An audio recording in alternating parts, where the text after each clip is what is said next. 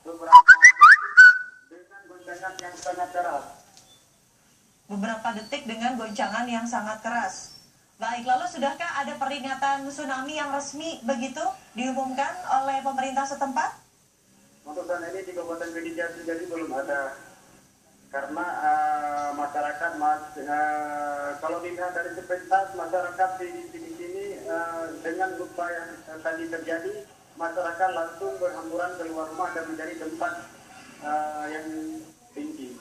Jadi walaupun tidak ada instruksi dari pemerintah setempat, namun masyarakat sangat trauma dengan gempa tadi dan langsung mencari tempat yang lebih tinggi.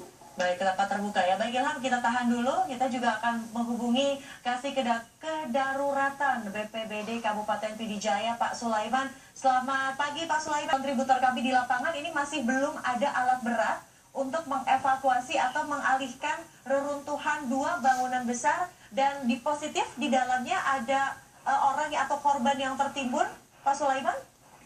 Alat berat kan mungkin lagi menuju lokasi. Cuma seperti ini bisa saya laporkan karena kejadian bencana itu tidak hanya di Gede Merdu.